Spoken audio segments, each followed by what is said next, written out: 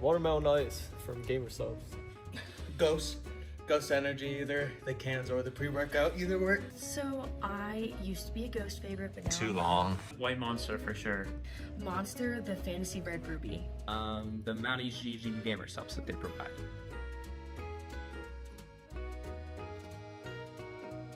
Taco Bell, absolutely. McDonald's is so much better. Taco Bell has to be. I've eaten too much McDonald's since it's right down the street. McDonald's. I like the Oreo McFlurries. I'm gonna choose Taco Bell because it gives me less stomach problems than McDonald's does. McDonald's all the way. There's levels to this, and Taco Bell is at the top one.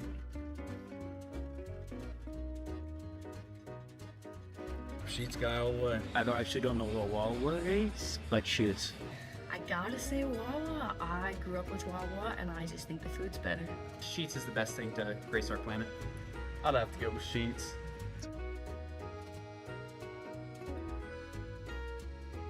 Definitely rough.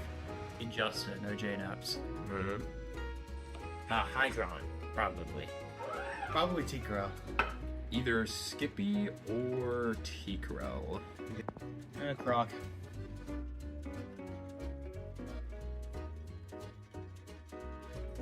Pokemon Red for the Game Boy Color.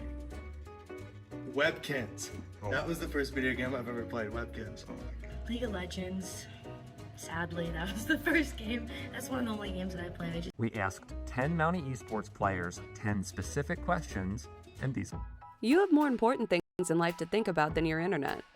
At Breezeline, we propel life forward with home internet so reliable, you don't have to think about it. With a team that goes above and beyond. Fiber-powered speeds up to 1 gig.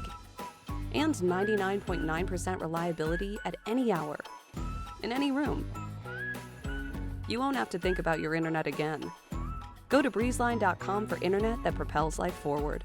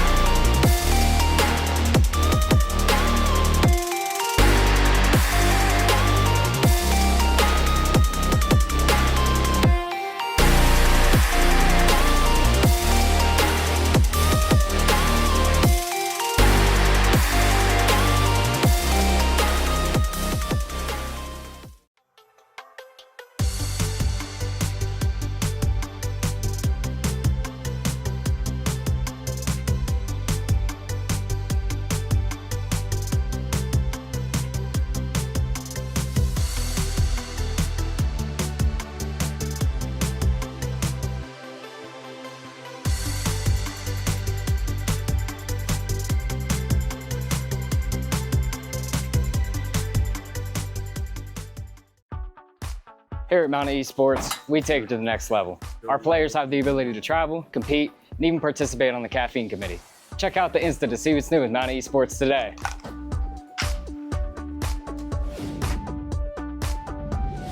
At the Mount, things are, well, elevated. And it's not just because we're on a mountain. The experience at a small college like Mount Aloysius is actually personal. The faculty and staff know my goals. It's a level of support you won't find at other colleges. And the Mount backs it up with career-focused partnerships and majors.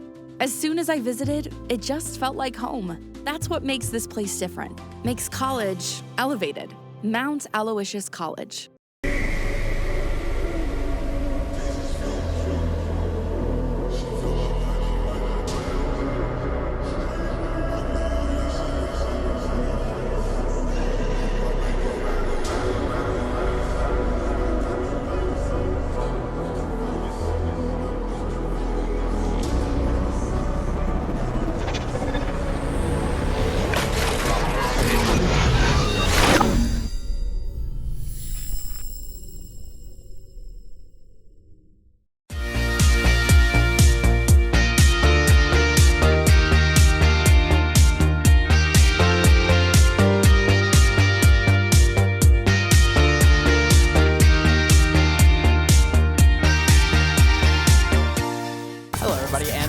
to showtime. Here at the Sherman Theater out in Stroudsburg, PA.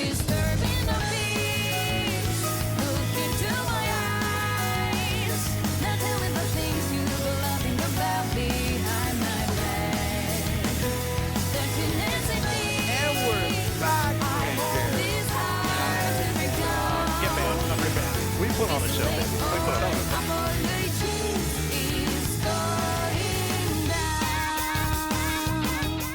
We asked 10 Mountie esports players 10 specific questions, and these are their answers.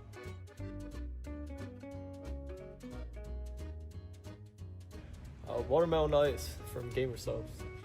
Ghost energy, either the cans or the pre-workout, either work. So I used to be a Ghost favorite, but now Too long. White Monster for sure. Monster, the Fantasy Red Ruby. The Mountie GG gamer subs that they provide.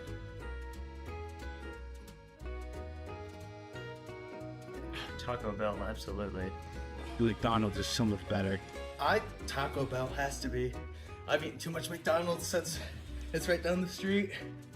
McDonald's. I like the Oreo McFlurries. I'm gonna choose Taco Bell because it gives me less stomach problems than McDonald's does. McDonald's all the way. There's levels to this, and Taco Bell is at the top one.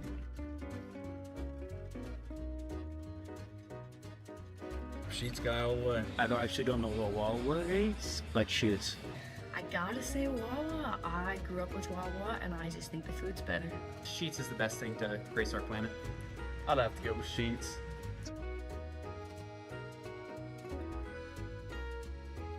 Definitely rough. Injustice, no J-Naps. Hydron, probably. Probably T-Corral. Either Skippy or T-Corral. Croc.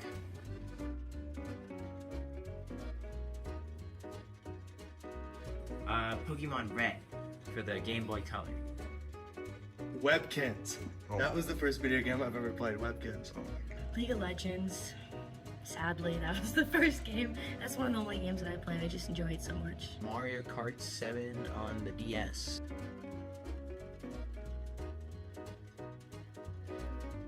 No bully. Probably PGE. Some of the top masks. Definitely PGE.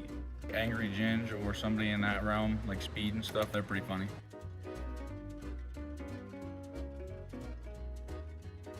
Probably my dorm. Definitely Birchie. I think the pond is one of the greatest schools you can buy. The library, it just got renovated, much nicer, much quieter. Definitely my room. Probably the IT area and the library.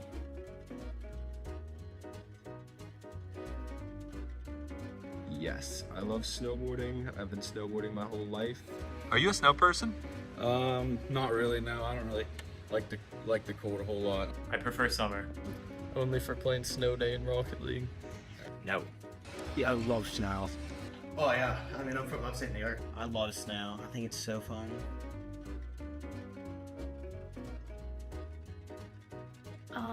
I think I would play, I don't even know. That's the only game that I play. Probably competitive TF2. Probably Rivals, you know. I'd probably just play Trackmania. I think the culture at Smash is insane. I would love to play Smash. I'd probably play Madden. Gotta be Mount Aloysius College. You can't beat them. Mounties, obviously. Mount Aloysius, of course. Oh my gosh, this isn't the question. Mountie esports. I mean, gotta be the Mounties, right? The culture here is unmatched. The Mount Aloysius esports program. Obviously, Mount Aloysius. You're looking at it. Gotta be the Mounties Esports. Cool.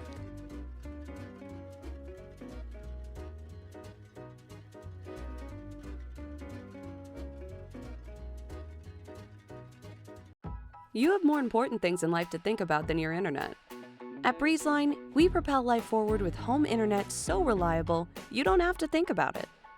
With a team that goes above and beyond, fiber-powered speeds up to 1 gig, and 99.9% reliability at any hour, in any room.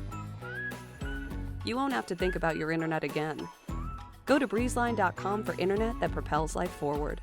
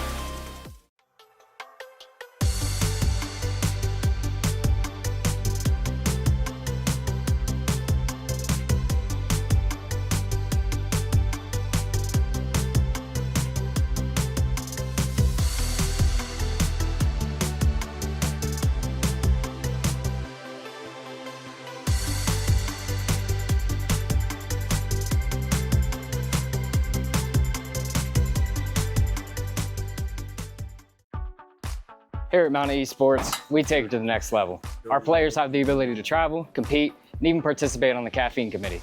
Check out the Insta to see what's new with Mountain Esports today.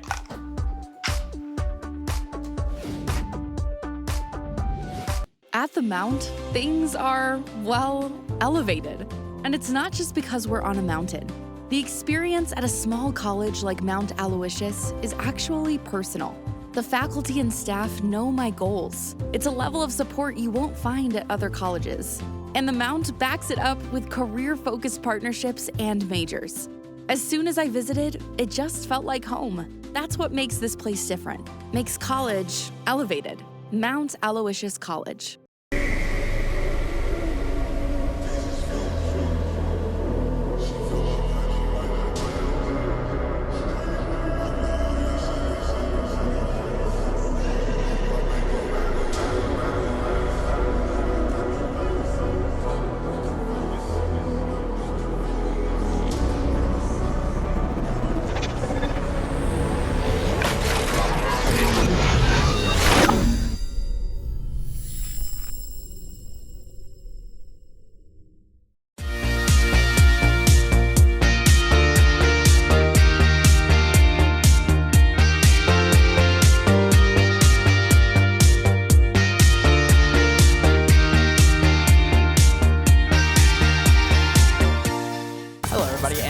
To showtime here at the Sherman Theater out in Stroudsburg, PA.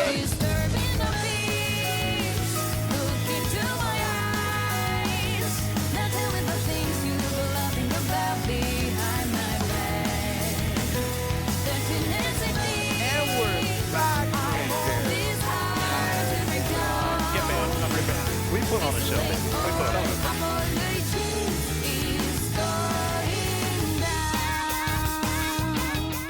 We asked 10 Mountie Esports players 10 specific questions, and these are their answers.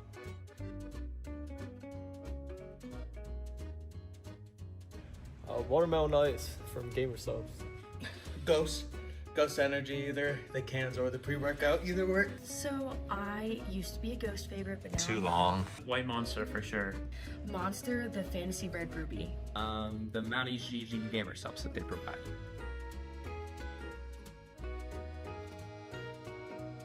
Taco Bell, absolutely. McDonald's is so much better. Taco Bell has to be. I've eaten too much McDonald's since it's right down the street. McDonald's. I like the Oreo McFlurries. I'm gonna choose Taco Bell because it gives me less stomach problems than McDonald's does. McDonald's all the way. There's levels to this, and Taco Bell is at the top one.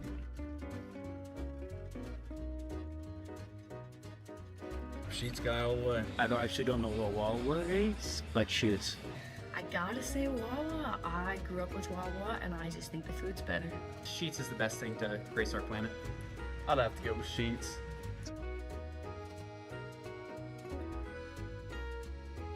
Definitely rough.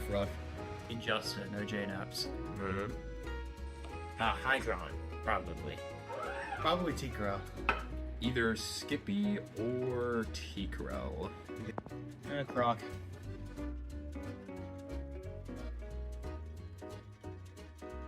Pokemon Red for the Game Boy Color. Webkins. That was the first video game I've ever played, Webkins. League of Legends. Sadly, that was the first game. That's one of the only games that I played. I just enjoy it so much. Mario Kart 7 on the DS.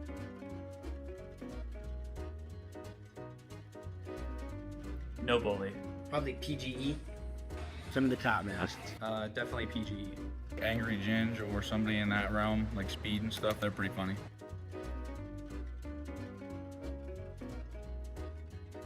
Probably my dorm. Definitely Birchie. I think the pond is one of the greatest schools you can buy. The library, it just got renovated, much nicer, much quieter. Definitely my room. Probably the IT area in the library.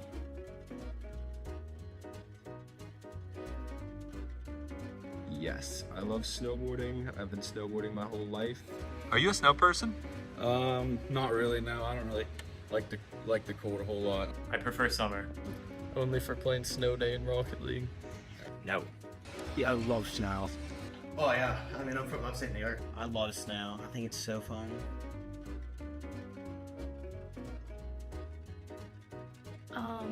think I would play. I don't even know. That's the only game that I play. Probably competitive TF2. Probably Rivals. Yeah.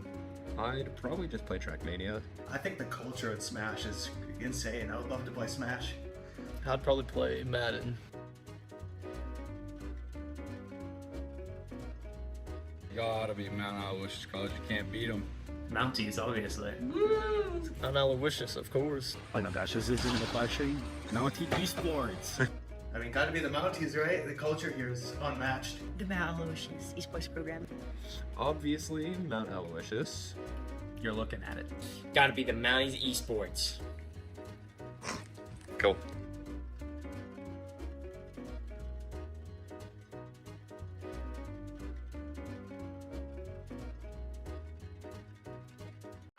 You have more important things in life to think about than your internet. At BreezeLine, we propel life forward with home internet so reliable, you don't have to think about it. With a team that goes above and beyond, fiber-powered speeds up to 1 gig, and 99.9% reliability at any hour, in any room. You won't have to think about your internet again. Go to breezeline.com for internet that propels life forward.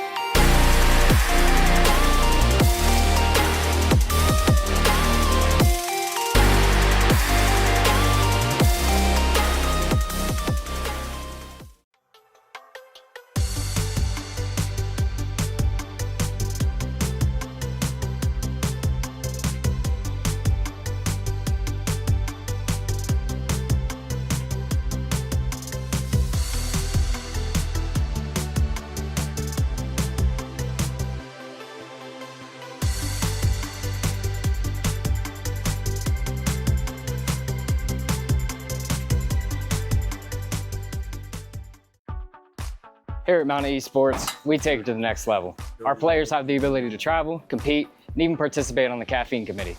Check out the Insta to see what's new with Mountain Esports today.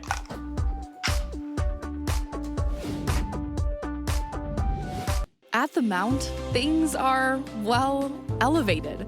And it's not just because we're on a mountain. The experience at a small college like Mount Aloysius is actually personal. The faculty and staff know my goals. It's a level of support you won't find at other colleges. And the Mount backs it up with career-focused partnerships and majors. As soon as I visited, it just felt like home. That's what makes this place different. Makes college elevated. Mount Aloysius College. Good afternoon, everyone, and welcome to the PIEA High School Esports League, powered by TEC. We're here in week number 5 on Tuesday for some Rocket League action, better than ever. My name is Lava77, and I'm joined today by the beautiful Hail Monkey Man. Mr. Monkey Man, how you doing, and what can we expect from today? Well, it's Tuesday, and then it's also week number 5, which means we are rocking down the end of a long, long lane of a month and a half of competition here for the fall. The leaves are falling, and everything else in terms of chances and all of those records are doing the exact same thing, as teams are still trying to find their way into a very truncated playoffs. This one starts off with Division 3 Llama, and everything's up for grabs, especially when these teams all playing in one singular conference. It's going to be a mad dash to the end of these last couple of weeks to see who makes it into that fall postseason. Yeah, and not only making sure you can win some matches to keep moving up the standings, but also how cleanly you're winning matches, is that big tiebreaker is match differential. So if you win in a 3-0, it's much better than winning in a 3-2 in a very, very close matchup. So these two teams battling from the lower end of the standings up to see if they can regain a spot. Because, again, as you mentioned, only the top 4 are going to make it towards those playoffs, so the spots are tight. Yeah, it's going to be a fun one because we also get a double whammy and a double feature of Twin Valley Raiders. Both the teams are in that really middle of the pack, somewhat on the low end, needing these big wins. I believe the Raiders are currently 1-2, 5-6. They're in a solid spot, even with a negative record. It just depends on what they do today, especially then going into that final couple of matches. There might be a makeup match in the middle of it because, you get 4, you hit your 5. See what happens late term. But for Belle Vernon, it's everything that you got to play for, even if you don't make postseason. 0-3, 0-9. They want that first big game win. The Leopards absolutely need it, and it would be a galvanizing position for them to do so, especially today. Yeah, and I think especially for some of those teams down at the lower end of the standings or even down here in Division 3, just starting to learn the fundamentals, might be in their first year, trying to build off some of what the other teams and their other edges of the program can bring. So getting that training and kind of talking and VOD reviewing and getting that experience here for some of them, it might be their first time out on the pitch. So excited to see what they can do in battling from behind. But as you mentioned, we don't just have that Division 3 matchup. Later, we'll get to watch a Division 1 matchup. Yeah, that'll be really fun. It's going to be the Belle, Vernon, it's the other side of things. The Loyalsock Township Lancers going against Twin Valley. So both the Division 1 and Division 3 squads, big brother, little brother, trying to figure out who's going to be making that postseason if possible. And that's also something like you mentioned. It's not always that this always comes in with players with experience. They haven't always seen the competition set, the main season as it were. And something for some kids and for some students, this may be their first time doing true competitive team-based program constructed play, which is really cool as you're able to get it into a high school level and then really begin advancing on. You can try to play at the collegiate level. This one's about really making that teamwork and that dream work happen together. So that's what I'm excited for. Loyalsock is going to be a tough opponent, especially for that Division 1 side of Twin Valley. But for this Division 3, there's the fundamentals at play. There's also just the want for this one to be a fun matchup, especially as we get to have it on this wonderful frosty beginning of November. It's starting to be cool out there, but I think it's time for us to get red hot. Yeah, I'm excited to see, and obviously for that second matchup, it'll be interesting to see that new and improved Forest Hills team, where they have gone from kind of starting Pigby, a player that has now moved on to collegiate, to replacing him with a phenom who had played all the way through PIEA's middle school league in OC, famous keyboard and mouse player who's still trying to find their role amongst the team. So I'll be excited to see, because Forest Hills still the most winningest team in all of PIEA high school history. So they've fielded a lot of really good Rocket League teams over the year. This year, they've been, again, just struggling to fit and find those parts together, but it's going to be a fun one to watch for that Division 1 battle. It's always interesting to see the power vacuum occur like that, because you'll have a phenom that will fit in just a perfect spot. Any coach at any division of any type of title, be it esports or traditional, will tell you that was magic. That talent came down the pipeline. You can almost immediately recognize it as well, because it's self-motivated. And then they just hope to be able to kind of really make that just a fantastic kind of movement for that young player to go from where they are to where they will be. So love that has to happen as well. It also gives kind of that stride for programs to have to be like, all right, what do? We were given a gift. Can we replicate some of that process? It's tough, and that really kind of makes the measure of a good program and a good coaching staff, and as well as just general teachers that kind of get to do what they are. So we are going to be going into this Div 3 matchup with kind of just open expectations. I feel like Twin Valley, if they can get a big win here today, you were talking about that game differential, a 3-0 would put them at a +2, and they can start making big conversations as to their position going into possibly the bracket into that top 4. Yeah, and again, it's all about learning and improving. There's always going to be another split for the teams that don't make it into that top 4. You still got spring to look forward to, and ultimately, a conference championship means a lot, but at the end of spring, we're going to have the state championships, which mean even more. So showing that improvement, and I think also for Twin Valley right now, as you mentioned, they're in a great spot. Even though they've suffered a couple losses, I see it's always better to lose early on in the season anyways, to get some footage on tape of what you actually need to improve on. And for these teams, they have that there for them. So I'm excited, and you know what, Monkey Man, I'm excited about the rest of the week too. Not only do we have Rocket League going on, we had Overwatch yesterday, we've got Valorant tomorrow, and 2 brand new titles in Marvel Rivals and Fortnite on Thursday.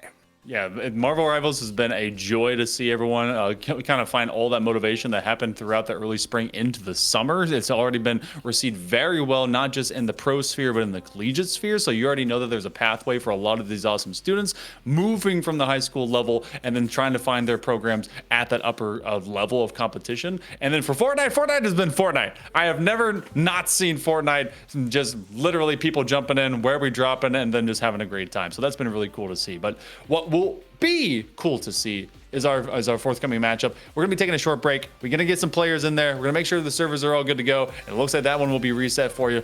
More PIEA and of course eSport Company right after this.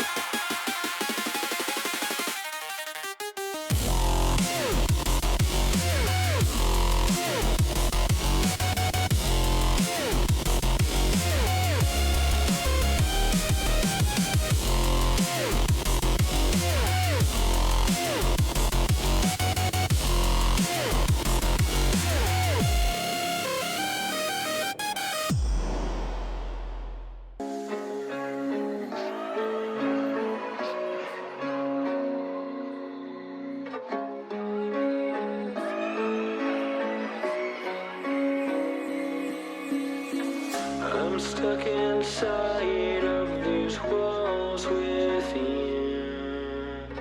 I don't recognize who I've turned into. I'm losing hope and getting myself back. Everything around me is starting to turn black. Don't tell me you're hurt again. Tell me how wrong I am. Tell me how it's all my fault.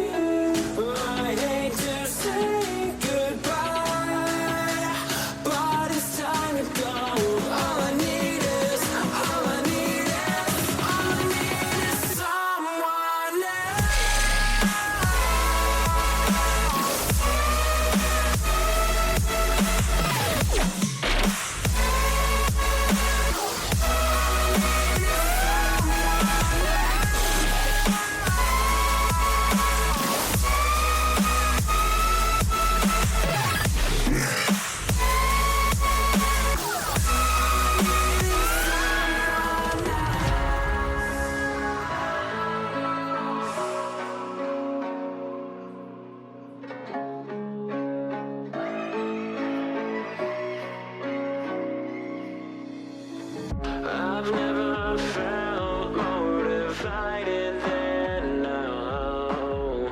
Every word that leaves your lips never means how it sounds. You've conquered the best of me, could have just set me free. Games that you play are just second hand. And now I'm beside myself, don't want your fucking help. Let me just go, let me just go.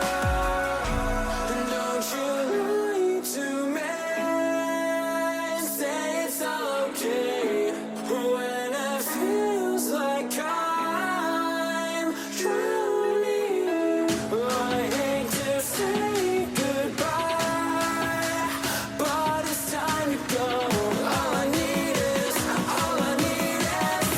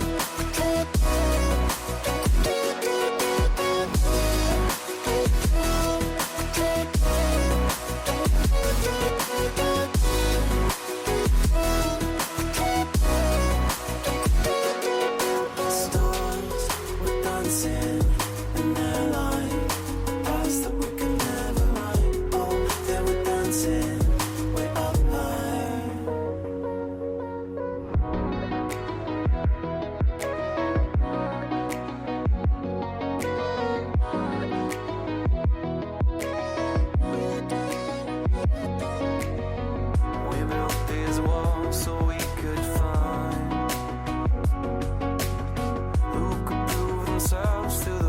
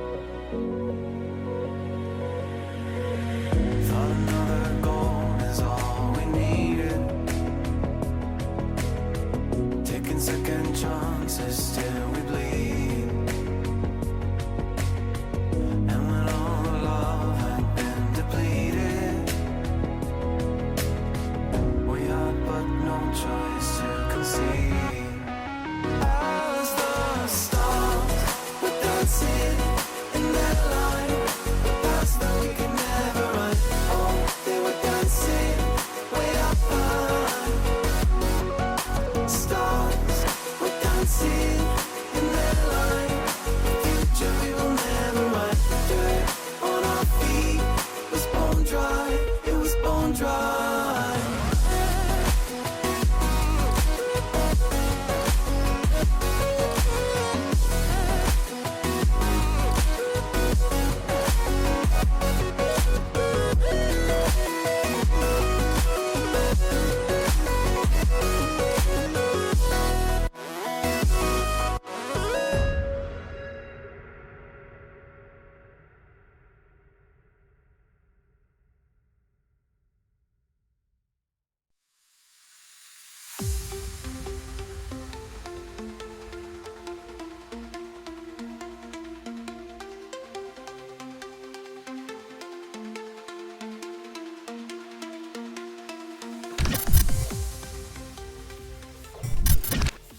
Welcome back, everybody. Still here at PIEA for our high school Rocket League action powered by TEC. We're ready to go here. We've got everything figured out on the back end, and it is going to be a 2v3 for our Division 3 matchup of the day. Belle Vernon versus Twin Valley. And look at this. Twin Valley scores a kickoff goal. Straight up through the uprights, and away we go. And it's to get it away from their teammate, just absolutely pit maneuvering and fendering team bros.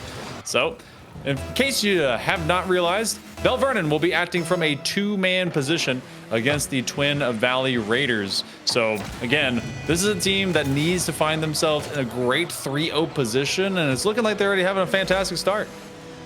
Yeah, sounds like their third was just having some technical difficulties logging on, so we'll try and see if they can battle from this 2v3 position. And a couple of quick kickoff goals here for Twin Valley, contesting the ball very well at first contact for Sugat and their teammate of Turbo Mega Cool. They're going to have to find some passing plays and reserve the boost all the way down to the other side. A pass up for Parky, an open net and a score. The third one's in. That one actually was a great setup because you had Shadow making this turn off of just a nice little pop. Parky was in track of it, but it was actually the soft touch and the leap by Team Bros, who has been kind of all over it from the word go and from the rip off the middle of the crosshair in the field. That has just been all just downhill running. So good looks right now by the Raiders. For Belle Vernon, it's been a lot of the same, and you're seeing a lot of this effort come downhill, especially from Twin Valley.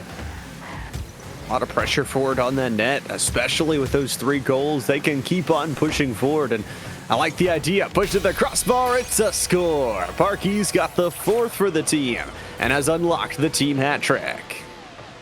Already in what, 35 seconds? I think that's one of the fastest hatties that I've seen in a while. So good look by, again, the Raiders that are just coming down, just continuously putting this in. So for those of you that may be aware, Division 3, there's a lot whenever you start off into the game that requires a ton of mechanical play. And so for this team, it feels like they're already seeing themselves at a massive just differential being brought against them. Because Shadow and the gang are just not going to leave this one behind, and they're not going to let this one be easy even when they're up a man. Especially with touches like that. Shadow the way to weave the ball down the field. That first touch, absolute mechanics on show, and being able to get the ball control is something that is kind of your first lesson. Parky with a great kickoff strategy as well.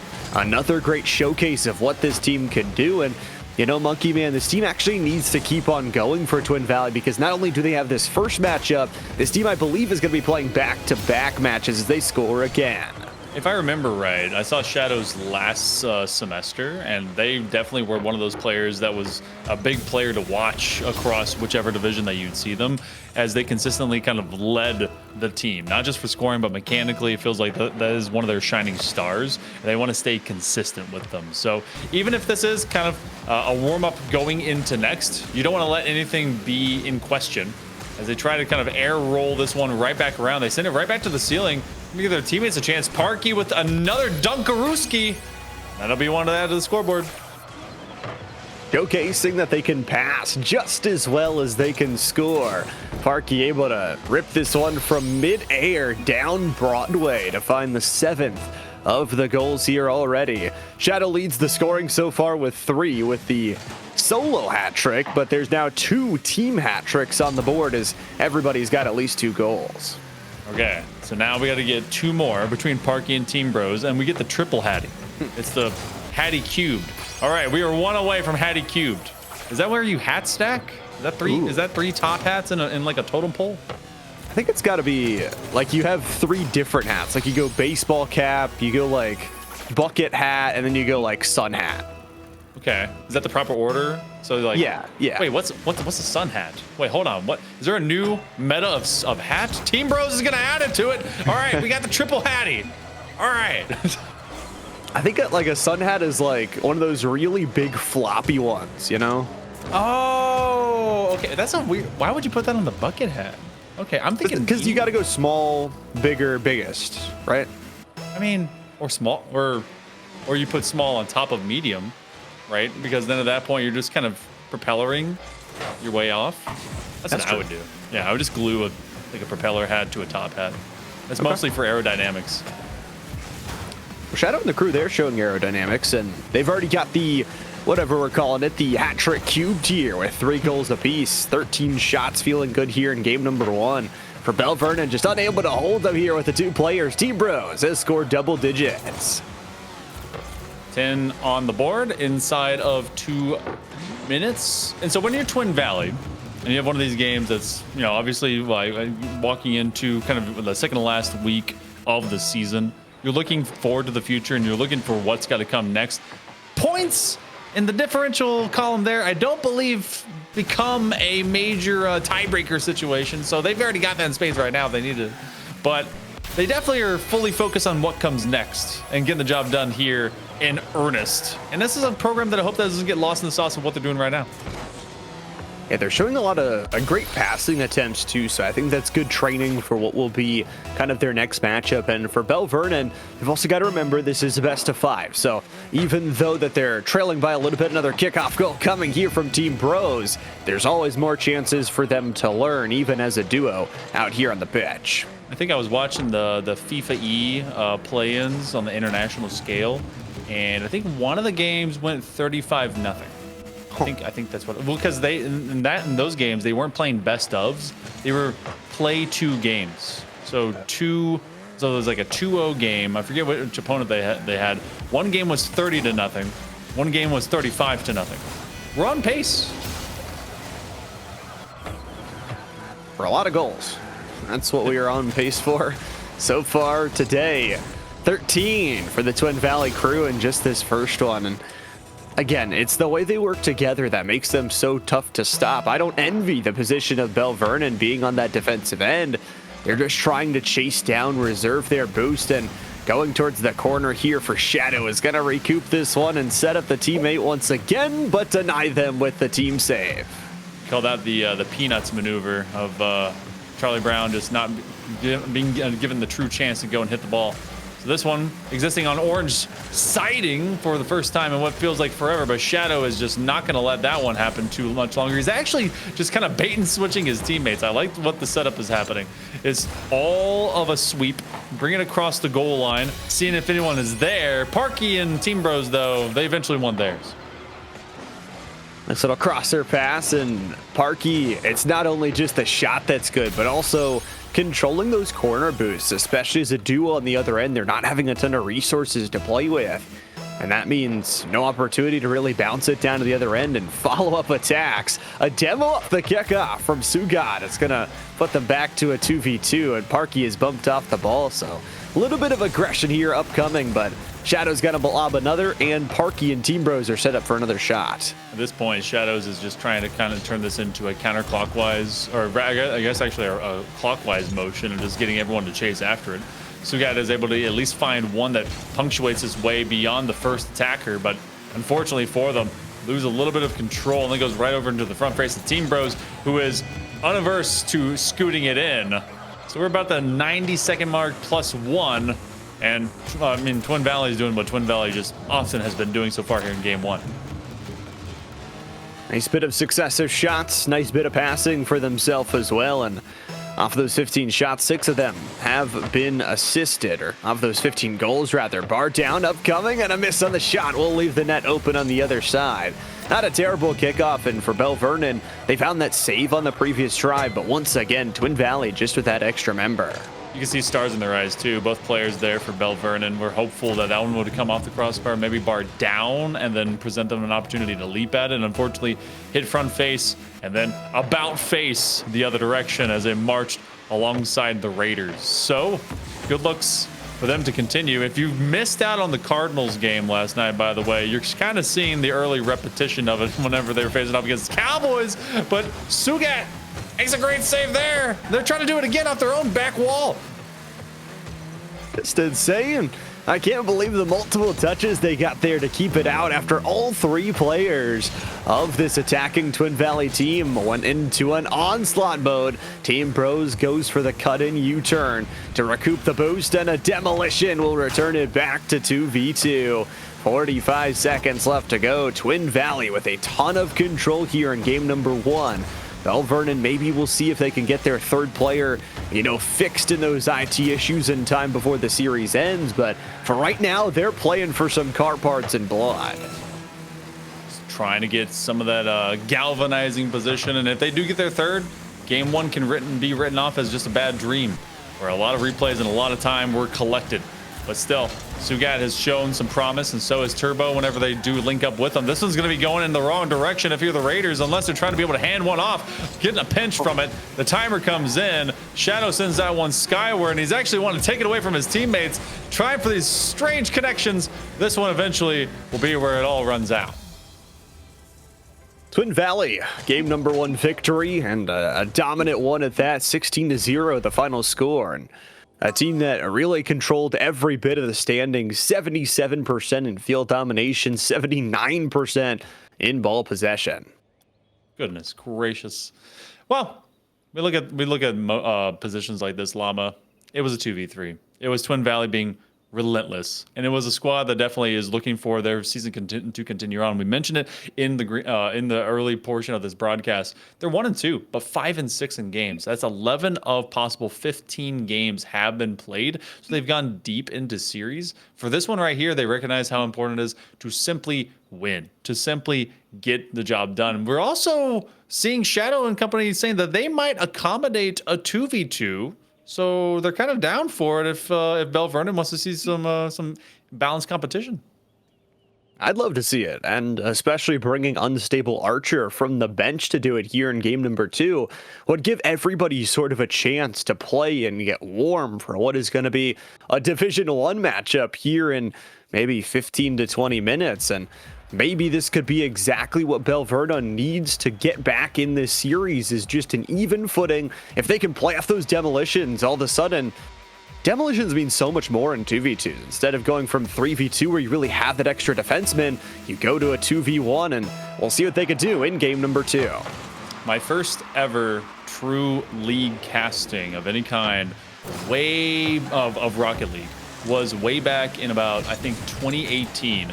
And it was this awesome little 2v2 league in Europe that was called, I think it was Templar Leagues, and then they switched to Noble Gaming. And so I've seen a lot of 2v2. I've seen it from that standpoint, and there is such a huge amount of importance about getting this positioning, because if you leave this gap open, it turns into this kind of chaos right here as everyone goes flying by, but it presents so many more opportunities. Archer's able to get that quick inside look. The roller rolling inside, and that one's gonna score. Shadow finds the biscuit and will eat it whole. 40 seconds in, Twin Valley strikes first. Chaos in the box, special on the goal line, 2v2. I mean, name a more iconic trio of things to occur. So that one will be the opener, but it won't just be off of the rip of the kickoff. Biggest thing that you'll also see is there's gonna be a plentiful amount of boost. So I like that we're getting to have the sub in, especially alongside their mainstay in Shadows, who is just gonna put a rocket in the pocket. I love what Archer does here. Just the fake forward pulls Sugat out of the net and off of their defensive line, and then leaves it up for the teammate. That passing has been solid all day long. Now Shadow's got 2 goals to add to the tally of the monstrosity that they put up in that last game. It is still a best of 5 here, so Belle Vernon has some chances to battle back. Even if they lose this game, would have another one to learn from in a 2v2 setting.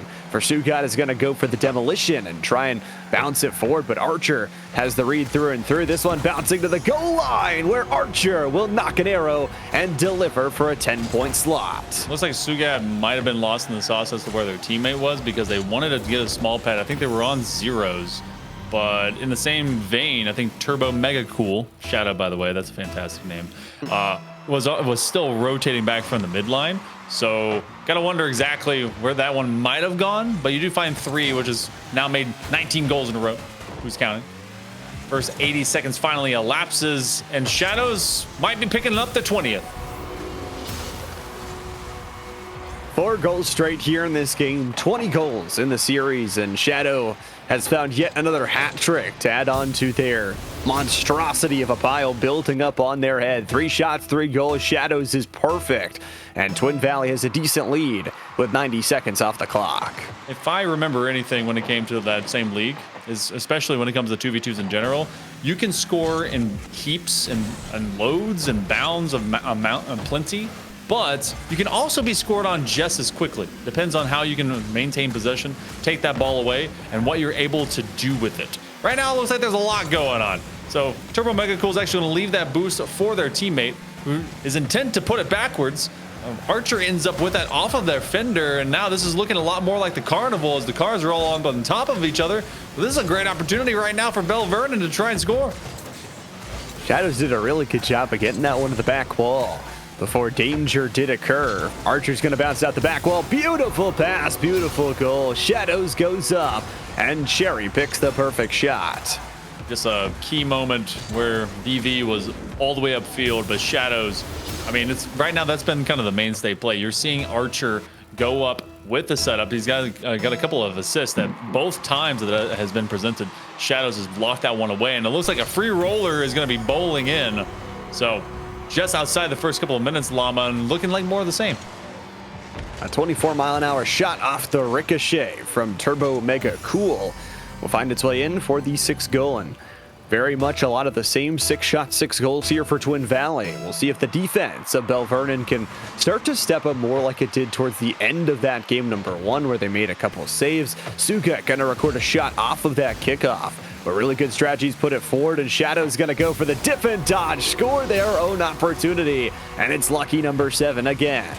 Just a bit of an overextension there by Suga. That looked like they just kind of gotten again another heap and helping of hunger to try and find their way, not just upfield. I've seen some of that off positioning before.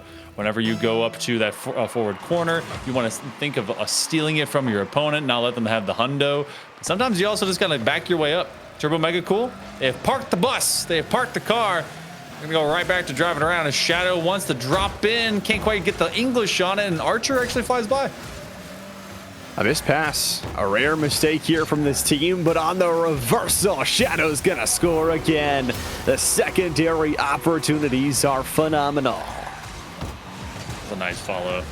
Shadows is definitely showcasing, even if it's a kind of a 2v2 format at this point, Llama, that they are gonna be and have been the mainstay leader of this squad, because there can be so many things that you do for Twin Valley, right? You want to make sure that you win, but also, like, what are you going to do forthcoming in the season? Knowing what they did in the previous season, this is definitely a player that needs to continue to be watched, and they're just getting the job done when they need to, and they're doing it in big ways. Question being, you know, Shadows has played so well. I'm actually scared of the other Division 3 teams that were able to take this team down. And that Division 1 matchup a little bit later going to be exciting. Shadows finds another off of the backwards touch from Unstable Archer. Shadow has 7 goals themselves now in this game number 2. The connection between the two of them, just kind of pinching it on in from the goal line. And that's a good note as well, is that who was able to take down the squad when it was full strength, when there wasn't just the kind of the shrug and the asterisk of having the 2-man personnel for this current setup. Shadow definitely looks like one of those guys that if you take him unseriously, well, then you're going to get all the horns. And I'm not just talking about the honking that happens on the highway. Sugat, can they make it to the outside of this ball? No boost in the tank to do so. Shadow will run back and away, and they find themselves once more on blue grass. Oh, backwards touch. Archer wants to go again, but won't find the pass quite yet. And Sugat actually a really good job there to get it to the corner, get it to a safer position as Shadows goes towards their own backboard, picking up some of those bigger pads along the side wall as they go. 2 players on the blue miss, and that means Shadows gets to carry it right back with the glue on the front tires, ready to go forward and just leaving it for their teammate. Archer gonna jump this one, rolling up above, rolling to score. 0-1, 0-0, 1-0. No, I did not do binary. I just read the top scoreboard as you see it above your screen. This one, I'm just gonna let it simmer. Yeah. All right, 10 on the board with a minute to go. Slightly behind pace that they found themselves in game number 1. Do like that we've involved the depth of the roster here from the program out of Twin Valley. Shadow, looking maybe for the fastball special. I think they might be playing a 1 versus 3. Oh, Archer parked themselves right in front of their teammate. Tried to go for that collision course right inside the danger zone. And like you mentioned, it is a little bit slower scoring pace here for this Twin Valley team versus that game number 1. The Belle Vernon defense unable to make a save yet here in this game, but they've had 3 shots. They had a couple good kickoff strategies. Shadows more denied throughout the air, but still a good win upcoming here for Twin Valley. A nice bouncing shot. This one's gonna find its way to roll in as well. And Belle Vernon, they probably have to look to game number 3 to bring some improvement in this 2v2. That was probably the softest touch I've ever seen that never made the ball move from its given trajectory. That was wild. Okay, just right off of that, I think it was the right side fender, just a little, just enough breathing on it to just try and change things around.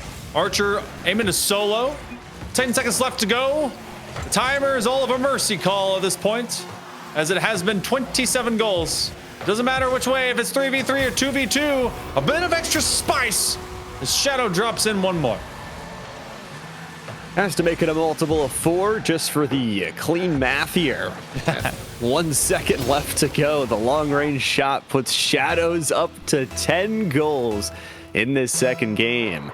Off of 12 shots on the solo, 16 shots as a team. Twin Valley, they're going to win this second matchup and move to 2-0 in the best of 5 series. Prep for that game number 3, coveted as it may be. So what will be going forward? Is it going to, I mean, we still got Sugat, we still got Turbo. With Twin Valley, it's a matter of, all right, do they want to rotate anyone in, anyone out, get, I think it was Team Bros in the gang back in. I feel like both of them could be a fun 2v2 to watch. I feel like that would also be another like interesting challenge for them to kind of bring in as a wrinkle, because Shadow feels like that, you know, that it's kind of a given to get the dub, but maybe Twin Valley wants to kind of leave just the tiniest bit of competitive question marks to see if the other two on their team are ready to go. And I think for the other side on Belle Vernon, just trying to, again, every single game practice something different, being able to maybe practice your kickoff strategies, where we've seen Belle Vernon get a few of those shots, or practice some of those defensive strategies just so that you can improve on something every single day. For Belle Vernon, this is their final chance. If they don't win this matchup, the series is over. And for Twin Valley, they're trying to warm themselves up for what is a Division I matchup to follow this one in a doubleheader. All right, so we will be bringing in Parky, from what I see. Shadow will stay. So I've got to give some love over to the sub with Unstable Archer as well. I've seen them. I think that they were playing as well last year, and they were really decent. That, I mean, this. Oh, okay, never mind. It's gonna be a 3v2. All right, looks like Team Bros is right back in it. So they have foregone the 2v2. It is gonna now be right back to game 1 status. And Parky finds just a really good U-turn ball. I think for Turbo Mega Cool, just didn't have the boost to try and fight that one, so they try and chase it towards that right side and get caught lingering just a little bit too far. And you know what they say? Okay, we'll go back to the 2v2. At this point, they may try to shift it per goal. I don't know if that's even allowed, but I don't know. we'll find out. Right now, it's the Tornado Sweep formation from out of Sugat and Turbo Mega Cool, trying to go full-on NATO here in the Farmstead land. Sugat operating from any other angle around their ball as it bounces in. Team Bros will multiply it, get up to 2. 2-zip to start this one out, and still haven't conceded a goal in this series so far for Twin Valley. The defense has been great, and the passing, I think, has been even better for Shadow. We talk about their ability to score, but their ability to set up the team by attacking on those right and left wing sides and then flying one into the danger zone. Shadow has so much control and had a chance to drive to the net there, decides to go back, pick up the boost, and then re-attack from the air. A corner dive will set up the teammate again, or Shadow's just going to steal this one back. Telling him, hey, you know what? I'm gonna reset real quick. Just be prepped for the loose ball play that might be coming off of this one. Rotate up, and Team Bros is given a free chance now. Has been teed. So Sugat and Turbo taking each other away, and Shadows decides to play some clock here. Very much appreciated, and as well as just consistently keeping his teammate just ready and prepped to try and move upfield, wanting to get that one fake. Turbo just behind him does at least find something left in the pocket, but a bit too earnest and a bit too anxious to make that next touch. Being able to retake midfield control too. I think you talk about something that has improved over the course of this series for Twin Valley. That job of fighting through the air, fighting for ball possession especially, and then laying up shots like this. Slides under the bar, Shadow makes it look easy. Off in the corner, just good general control. It's basically half Doomsy style, but just a great follow. This has been a player that consistently is doing what they need to do, and that's just being kind of fortuitous with general control of the ball. I mean, you see a lot of players, they kind of hit one hit touch any general possession, and then that doesn't lead into the next part. Where if it's with Shadows, they're consistently finding what that next level and what that next part of the process is. It's just like in geometry when you have to write your proofs for if-thens. And Shadow is getting an A+ in that particular subject. Taking him to school so far. 3 goals here in this third matchup, and by the way, this team of Twin Valley already leads the series 2-0, so a win here in game number 3 would put them in a series victory. Suget, long shot, nice save there from Shadows. First shooting opportunity of this third game for Belle Vernon, and it's immediately turned on its head as Shadow drives and scores again under the bar. Yeah, that's the follow. Shadows is having himself an MVP time against, well, perhaps not the same opponent quality, but still, whenever you have that ability to can just be assured with yourself and with the rest of your team that you can get the job done whenever you need to, I mean, that just presents so much confidence for a program overall. Shadow's gonna try and do it again.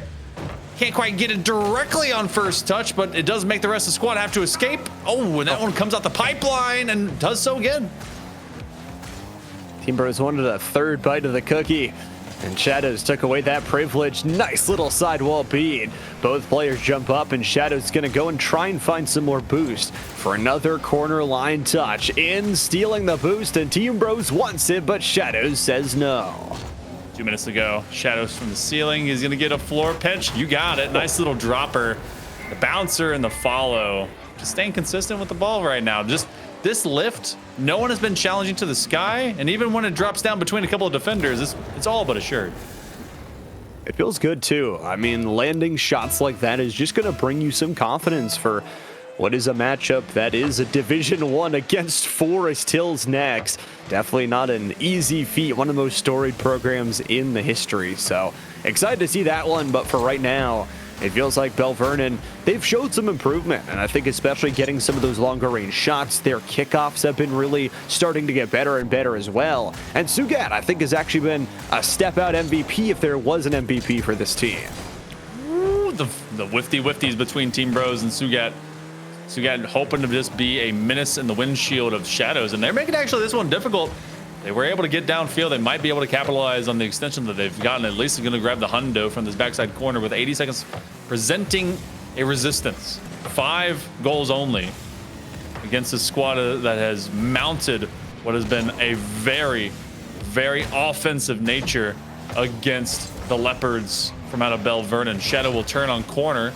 Small presentation of at least physicality there as they get a touch too soon, and it will go away from Team Bros. Final 60 seconds as a 3-0 is pretty much in the works and about to be signed, sealed, and delivered. Another one will score too before the letter finds its hands in the Belle Vernon side. Under a minute to go here, and a nice little Team Bros long-range shot that I thought might have been eaten up by the post, but felt really good. Longer range is good, and Belle Vernon now trailing by 6. It's the least they've trailed, though, in any game. You can tell that the midfield pressure has been somewhat of enough. We'll see what Sugat and Turbo can do with these final 45. And Parky has decided to just go into the corner and watch. So, yeah, just kind of waiting, wondering.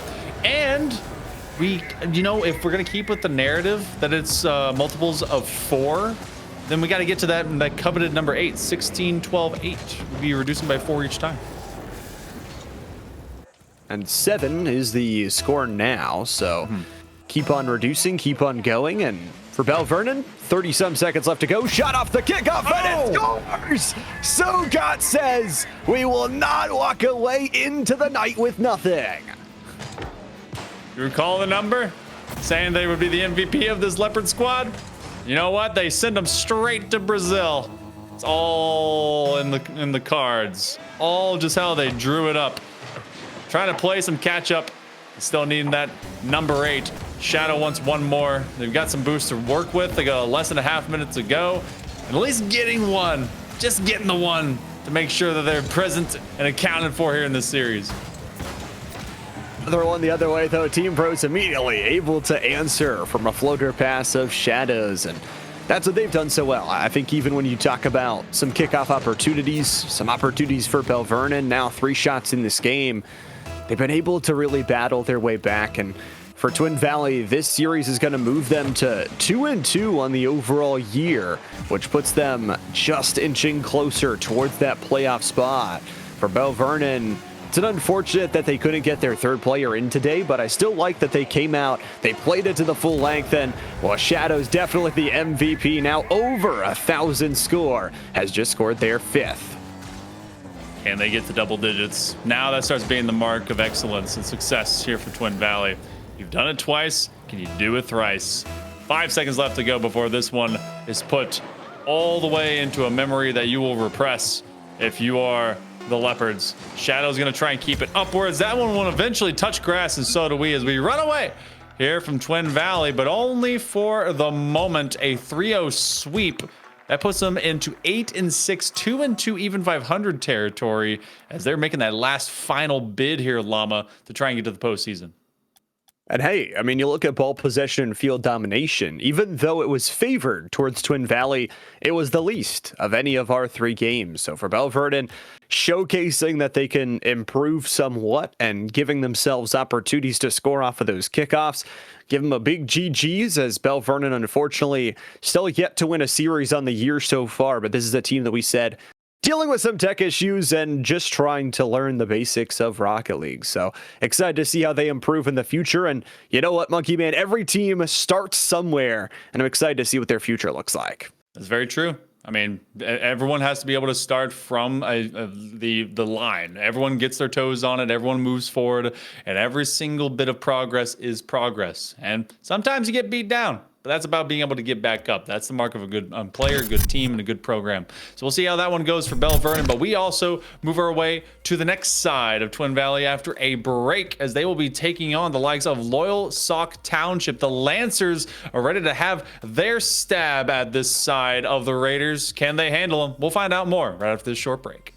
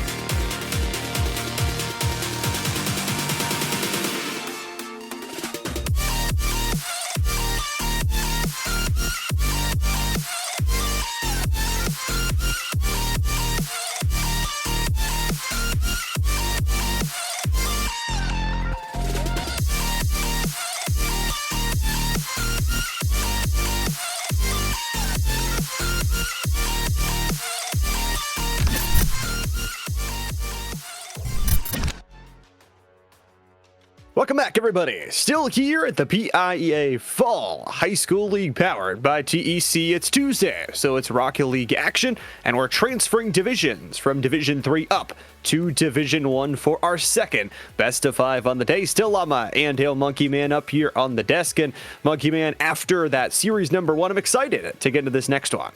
Very much so. We got everyone filled in online into a 3v3. When we upgrade to Division 1, we got to talk about these two programs as well, because Loyalsock is in an interesting position right in the middle of the race for getting to that postseason. They are currently 1-2, 6-6. That's about as even 500 as you can get in the same sphere that the Div 3 side of Twin Valley was. Twin Valley is actually looking for their first series win, believe it or not. But on their end, they'll have L, Zen, and Common World, as Shadow will be in the back line against Sainted Elm, Skelly Frost, and Seven Seekers. Love the names, and I love the change-up as well, especially talking about Twin Valley. They just got to witness their other program take a victory, so that's got to breed some confidence here for them. For Loyalsock, they're going to go attacking on the defensive end first and making sure they can get some chunking balls forward, but not a lot of boost on that other orange end, so a shot comes through, but a save is there as well. L doesn't have much in the way of boost. They will take this corner, as you see a double commit, at least for this forward side here from the back end of Loyalsock Township. Ooh, but they still toss one. This has been a bit of volleyball, not exactly in longer straights, but definitely taking these possessions away and seeing if some chaos will ensue. L is going to go to the backboard and now has a foot race. This should be a put away goal, making sure to chase after it, and L ends up scoring. Love the name, and I love this opportunity off the backboard. That is a perfect read. You read a half second later, that's a goal in the back of your own net, but the timing that they read it forced two offensive players to jump forward. They sliced in between them and got the ball all the way down. For Skelly Frost, able to win that kickoff, but sends it towards that opposing side. And L is able to generate some more midfield offense. I'm excited to see how, for Loyalsock, they bounce back. They've already got 3 shooting opportunities, and this will be a 4th, and it scores. We're all tied up. 4 separate looks so far from Loyalsock. A lot of them were from distance. This one much close quarters. I like the putback opportunity, as that one was skating so close to bleeding into that opposite side corner. They kept it into that back defensive box, and there will not be a breakaway moment for L this time around. So the Twin Valley Raiders will suffer that one, but they boom this one. Sniper shot lands in the hands of Skelly Frost and company as they begin another campaign upfield. Putting on the armor through midfield for Zen, has a ton of boost to work with, goes for the pass, but it doesn't find it. Skelly Frost positioned themselves horizontally, and now they've got to play defense. L gets the wraparound save, and will follow it up with a touch up field. 1-1 stakes are higher than ever, especially at this time with a floater from Common World, a pinball from L, and a defensive save again. That was a whole stick slap if you guys watch a little bit of hockey, as they just kind of swung for the fence, hoping they could break it around that near side pipe, but instead it goes right off of the bricks and away it went right back into orange territory here on the side of Twin Valley. So as we stick around right now with the Raiders, hold on to possession, loving what we're getting out of L. A lot of saves, a lot of work up and down this pitch, offensively as well as defensively. Seven Seekers is finding themselves with a vulnerable moment to try and expose the Raiders, but who else but L to accumulate yet another save. They've got 4. Sets up the pass. Zen is going to whiff on the extra touch. It's defense into offense, that transition game that is causing a ton of problems. L from the air lays up a shot that goes off the post, floating away and scores. Twin Valley's got the lead by 1. Goodness gracious. L with the drop in, getting Skelly Frost to jump. That was a huge demo from Seven Seekers, but they didn't know what was coming up next, as Sainted was trying to just make that cut angle. Now this one has been up to top speed. Division 1 is delivering in all sorts of ways. Zen and L doing a lot of that. Back and forth they go. The passing, the possession, everything of the denial here of what Loyalsock has been able to generate, even now on shots. But the one thing that's not even is those goals. Twin Valley is 2 different players that has struck in the lace, but they've still got a lot of time left to work with here, especially this corner battle, giving away that boost for L, but playing patiently, giving time for their team to rotate in. Zen is not going to be able to get this one, but does get a demo on the back end. That's actually a huge pickup to really thin out the herd onto this attack, because Loyalsock has been playing a lot of counterattack. They've been burying a couple of players into the corners, which is not a great setup, especially defensively, when you're just basically giving up a couple of positions that then Twin Valley's going to set up too. They were given a chance to look at Little Brother's squad over in Div 3, and since then they decided they would ramp up the pace. Flip reset, a drop over, trying to get to Skelly Frost. L played that very patiently. The defense has been exactly that, so patient, and Common World might just score. No! The post denies them. The left one needs it alive, but Lil will score under the bar. It's 3.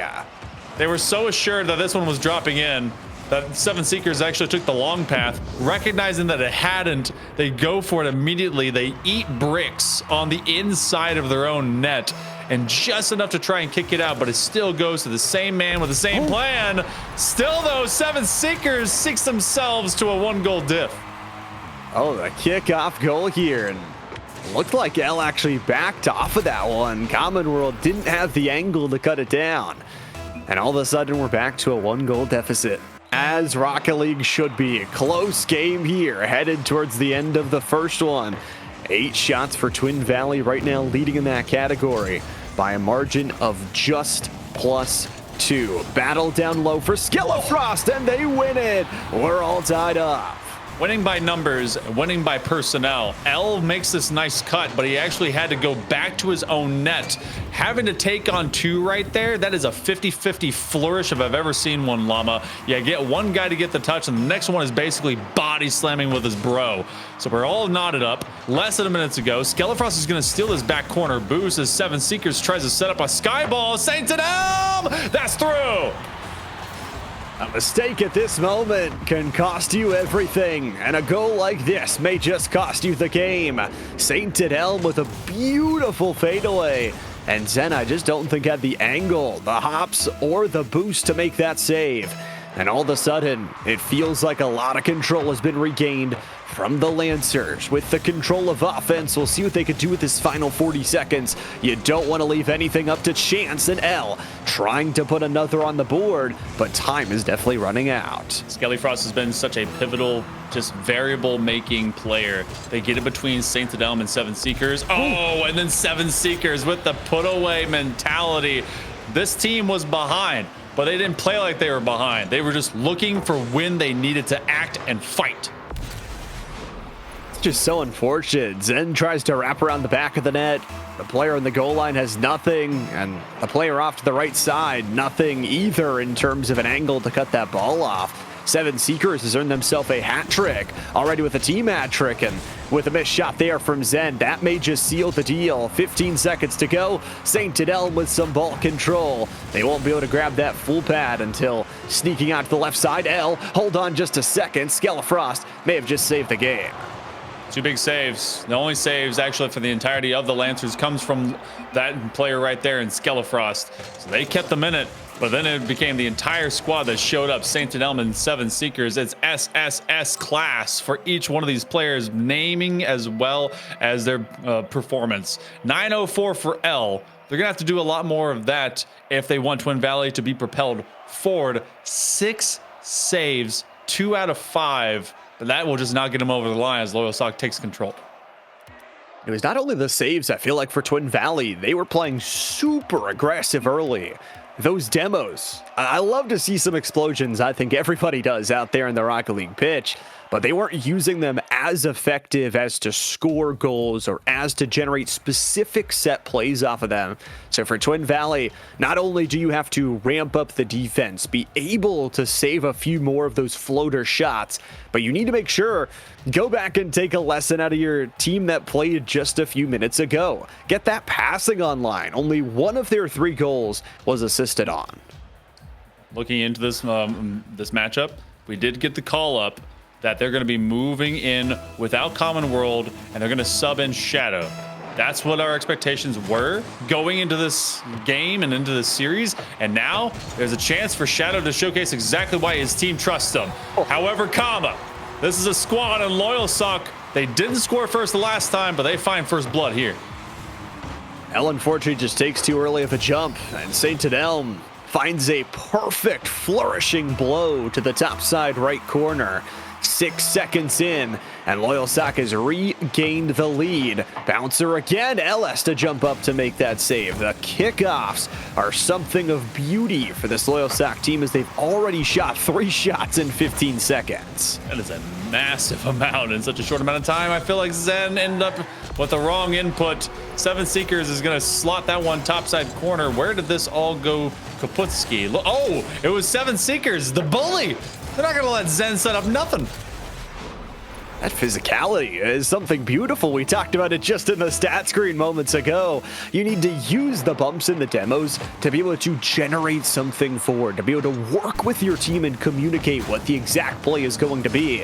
30 seconds off the board and a +2 generative lead building up here from Loyalsock. For Twin Valley, they've got the aerial dominance. Elle's going to shoot one, and he'll score. Bottom left off the assist from Shadows. I mentally debated saying suffering for at least a descriptor from the double committing they were doing in the corner, and initially it wasn't.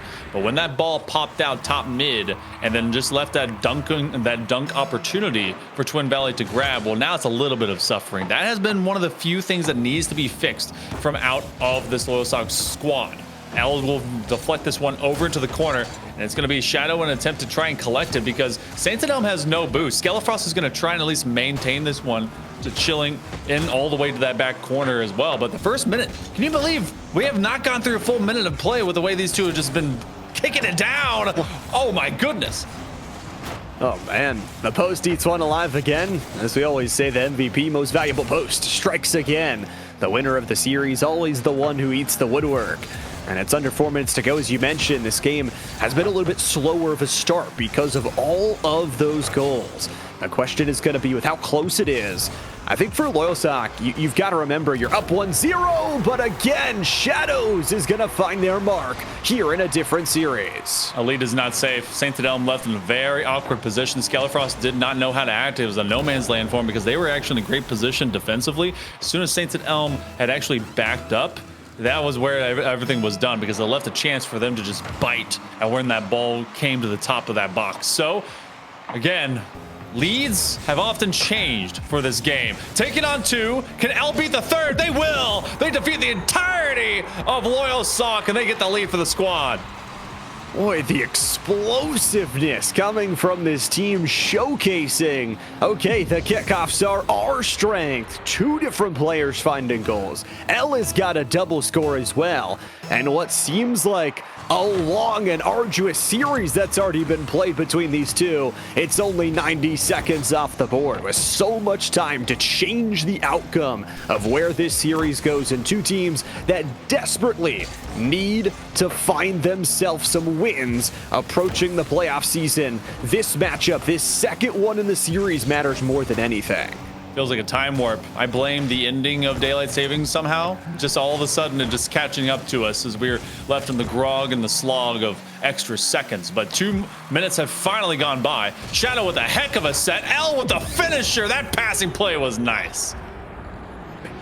Shadows is so talented, and again, through the air, they could have taken this one themselves, but didn't have any boost. It's a triple commit to block Elle's shot, but the pass is so perfect that Elle really just doesn't have to do anything. Just has to touch it once, touch it in, and that is 3 goals unanswered here from Twin Valley, trying to make it 4. That one almost railed in.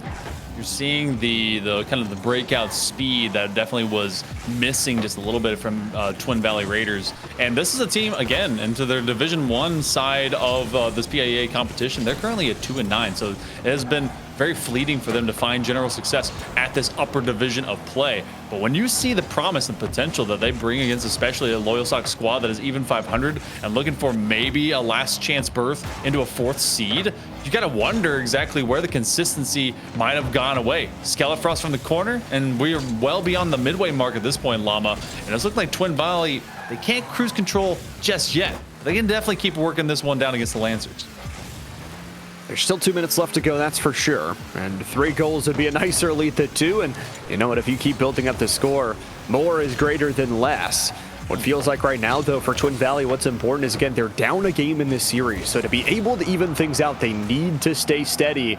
We saw how quickly Loyalsock was able to battle from a deficit in that last game specifically. Work off the kickoffs, work off of the close angle. But it feels like the aerial mentality from this Twin Valley team has improved because Shadow has subbed in. Really, a lot of that, because you were seeing the responsibility go over to Common World, and Common World getting subbed out for Shadow. But look who's taking a back seat. Zen has played much more of a workhorse in the midfield to just try and enable both L and Shadow to get that combination working. L with a Hattie, and so they've improved already with another goal from what they had in the 2 out of 5 that they got in the previous game. This one hits every side of the woodwork, so hold that thought. With Loyalsock Township, they're not out of this yet, and this is exactly where Twin Valley has often stood. They need to finish this game. Sometimes in Rocket League, you just put it in. You say, I'll put it in the danger zone. I'll put it in with speed and see if my teammate can make a play off of that. The smartness to get that perfect bouncer where the defense really and truly couldn't handle it, and the angle that it was flying in at. The protractor was perfect. A minute to go. 7 Seekers shoots and scores. No way. We're offside up. This is what I'm talking about. It is never done until that clock is zeros and that ball hits the ground. 7 Seekers has been ripping mad, just bully shots. They continue to put heaters, heat seekers, if you will, directly to the back of the net. So 9 shots, 6 of the 7 for Twin Valley have been from L's hands. Can Twin Valley be able to recoup here? Or they shaketh, or they shooketh? Who knows? My boots are shaking because this series is so phenomenal. I just don't know who's going to come out on top. And boy, if Twin Valley can't win this game, all of a sudden they've got to go into a reverse sweep position. Could this one be headed to overtime? Will regulation hold these teams barred back? Not a lot of boost on the defensive side for Twin Valley. The escape to the corner as L goes once again to the air with the pop-up. 15 seconds to go. Good pop flick, makes everyone pause for all of a second. Loyalsock having to stare upwards. Another triple commit as they're all in the same zone.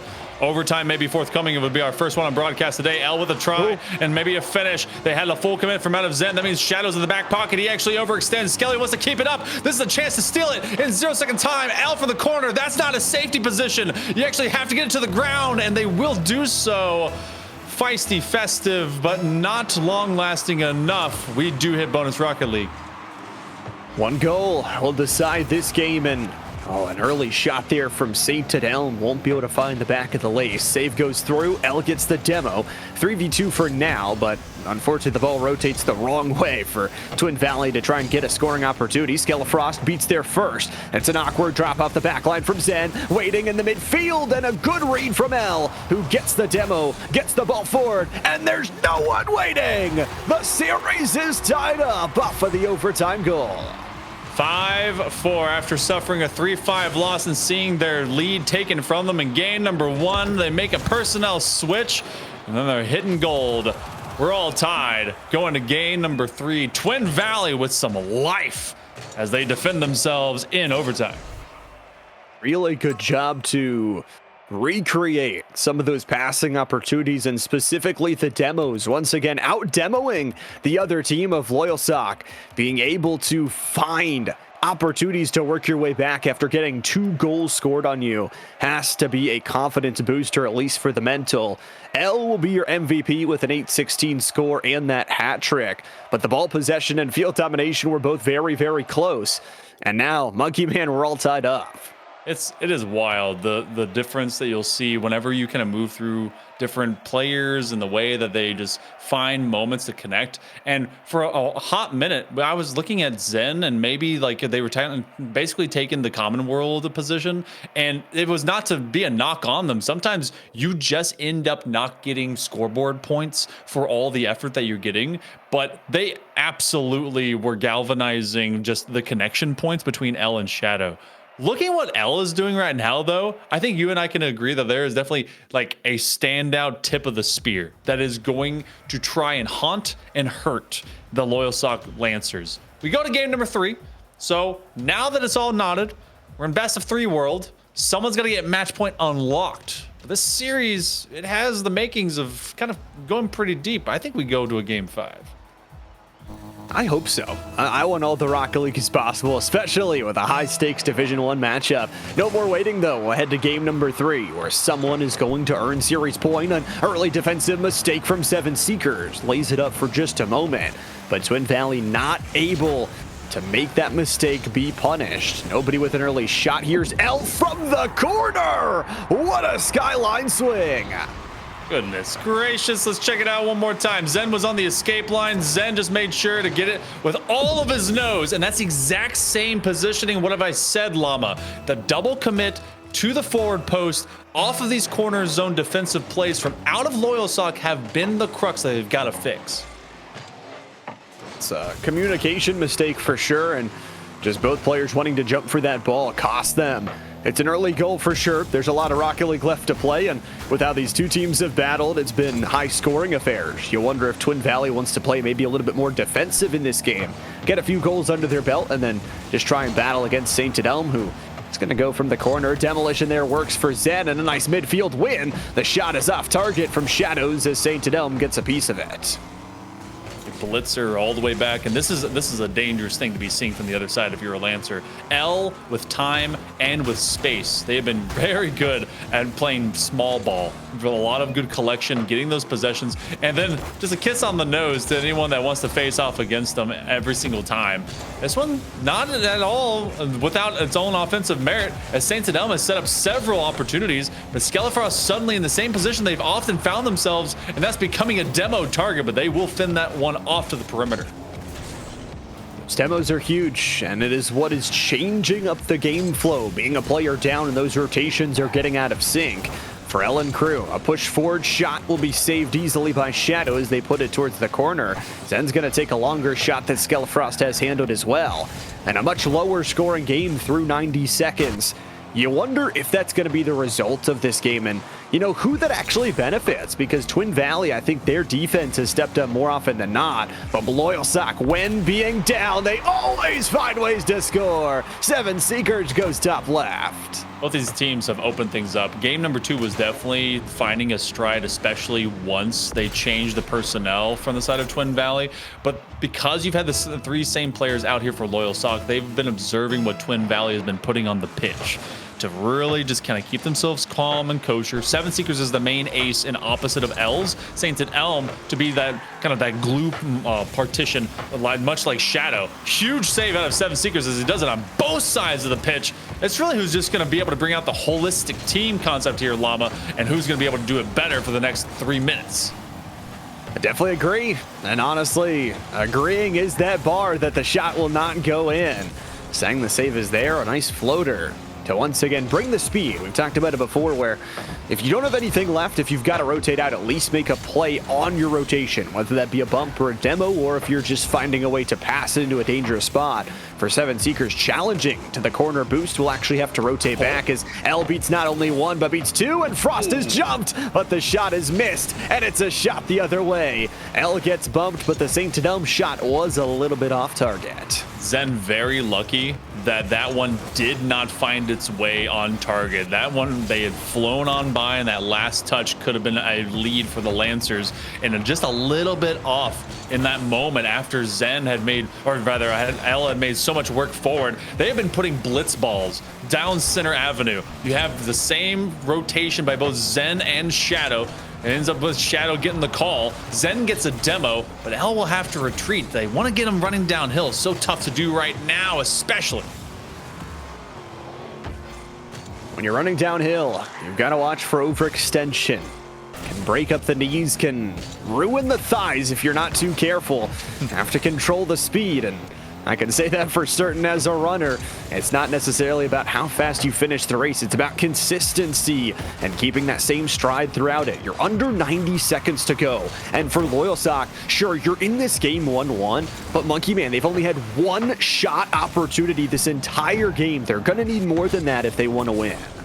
They keep trying to lob some of these from just kind of generally being centered up from their own back third. That middle portion of the pitch has been dominated and leaned upon by Twin Valley, but that can also create a moment of just inadvertent sleepiness from out of the Raiders. If they just are positioning themselves in the middle of the pitch, and then no one is occupying it from the side of Loyalsock. That means the counterplay can happen just so suddenly. So they can't let this one go inert. The floating ball, Shadow at least extends upwards. L is telling Zen it's good to go, even with just very little boost. They can still operate. They're trying to put an angle on. Zen can turn. He's got the bump. Oh, just able to defend it. L gets a piece of that defensive touch as well. And we're set with 20 seconds left to go in regulation. Will we need extra time again? L on the onslaught, shot is there. And running out of boost is this blue side look. They're gonna charge it up forward, but a little bit of friendly fire on that right side. All three players commit. Going back towards mid, Skelefrost needs to get the clear. And L drops to the wall. Triple zeros on the board. Kept alive by Shadow, and we're going to overtime. Our second overtime in a row in the totality of this series. Winner of this one will take match point. Both these teams playing very even in their own individual conferences. They're at just around that 5 and 6 position. So both with the chance to make it into the postseason here with the fall. Shadow getting challenged. It's off the dome. 20 seconds approaching here already as they're trying to continue what they started before. A lot of possession out of Twin Valley. Control, looks, extra time here, and L's just gonna beat them all! Oh, the Mad Lad does it in OT! Twin Valley are taking the lead in this series. Sometimes the things you don't do are as powerful as the things that you would do. Letting both players of the Lancers defeat themselves at the hands and the trickery that is L. They knew from the get-go that that player applies pressure and they continuously go down and make big plays. But sometimes when they've done that conditionally over the course of a game there, Llama, when they don't do it, it completely catches you off guard. And it feels like for L, just racking up MVP performances. Another one for them with this one, 607 on the score. But the thing I'm really looking at on this final stat screen is, again, those shots. Loyalsock only got that one opportunity to really get close to the net. It is when they scored, but they couldn't really find anything after that. They were stuck on the defense for majority of this game. Sure, you could say they have 5 saves. That feels good to get that communication going. But eventually, it's a lot easier to play a non-perfect offense than a perfect defense for every single second of the game. I believe, if I'm not mistaken on my math, I don't have the same score sheet from from game number 2, but L is at least 7 goals in 3 games, consistently getting 2+ so far through each and every single game, leading this team. And I mean, like you saw, all of the 8 shots, 6 of them getting 75% from the pitch. But like you mentioned, as we go to the gatekeeper map of game 5 and game 4, as Neo Tokyo presents its beautiful head, this is where the Lancers need to show up and be present and accounted for on the offensive half of the pitch. Let's hit the pavement and let's hit 5 minutes. Let's hit that clock. It's game 4.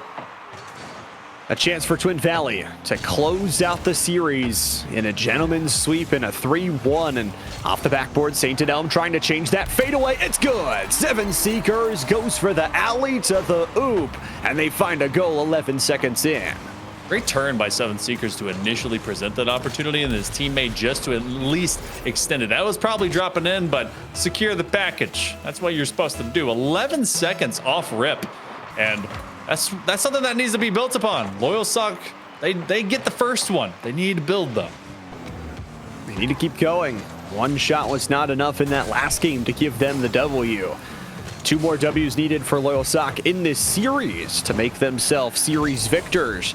And as we talked about, game differential is ever important. That doesn't matter as much now for Loyalsock. You're just trying to win the series as another aerial defensive play goes. But for Twin Valley, if you can close this one out in 3-1, we've seen before, Monkey Man, where even in fall and spring, game differential really does matter. And a single game can mean the difference between you making playoffs and you sitting watching.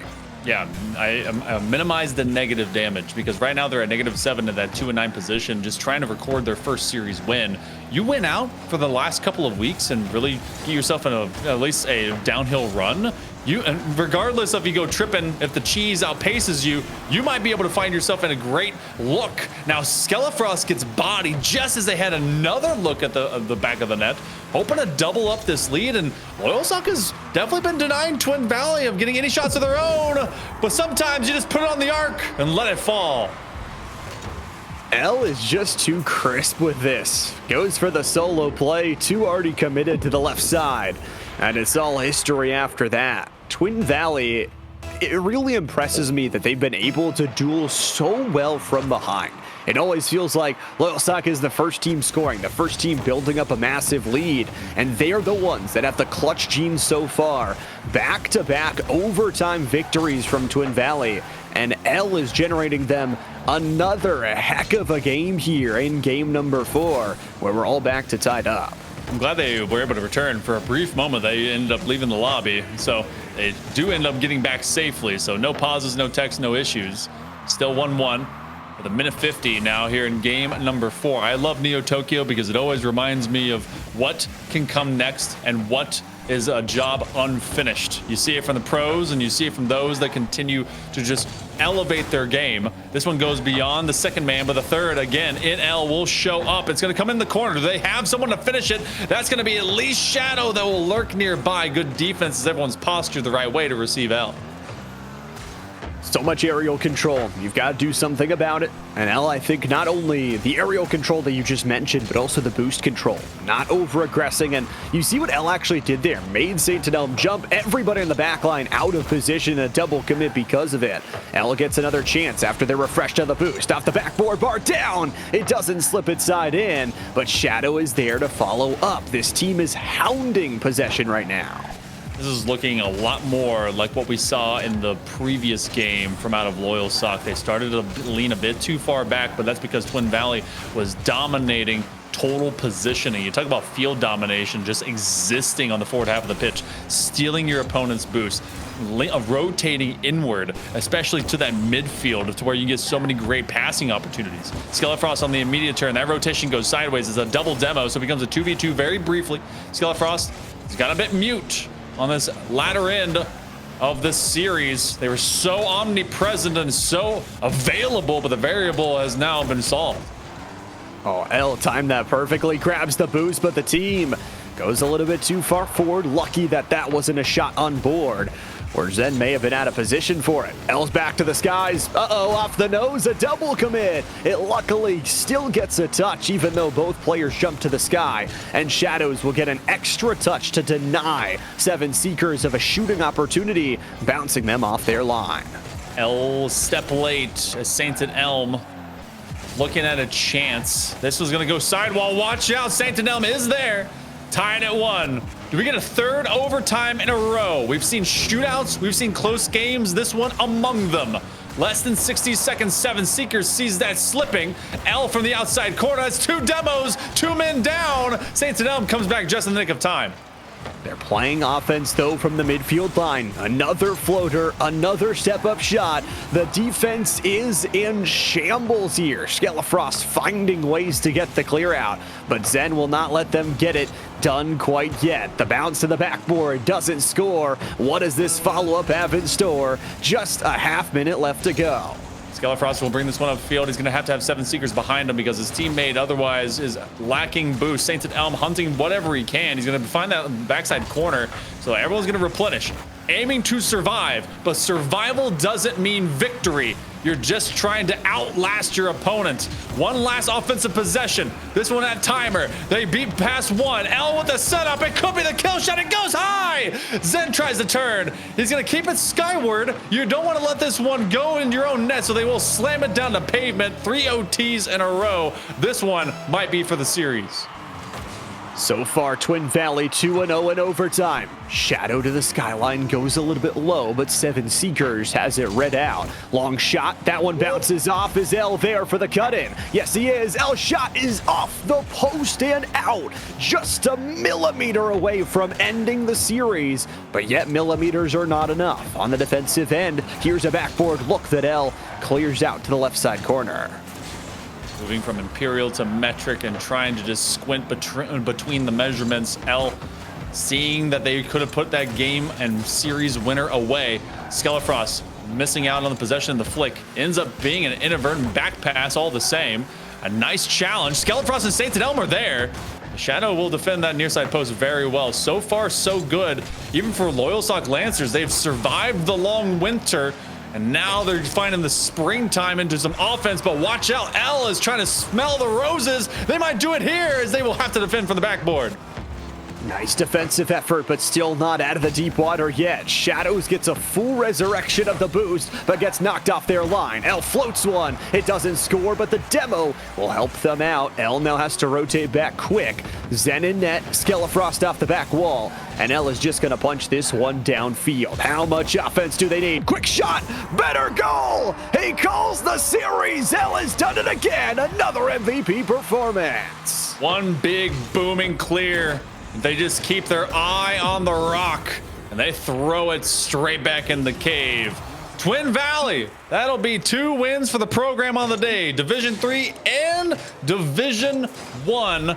They're keeping their dreams alive for the possibility of a postseason berth here in the fall, and averaging no less than 2 goals per game was L. What a monster. Another MVP, as we talked about, but also a chance for them to move into this postseason with some more wins, with a chance at a playoff berth. I love how they played from behind, too. When you go to those first 2 games, they were very shootout-esque, where Loyalsock was able to rack up a lot of goals, beat them in the long run from breaking down their defense. The wins later in the series from Twin Valley, not only were they lower scoring, but more importantly, they were more decisive because they found those overtime wins. At any point, if Loyalsock wins a couple of those overtimes, the series completely shifts and changes. And I think for Twin Valley, that would have been a really rough game 4 to lose. I mean, they used momentum so well in that series to be able to get the victory. And I love the sub-in. They've got so much talent from their Division 1 to Division 3 teams. So growing together, it's going to be exciting.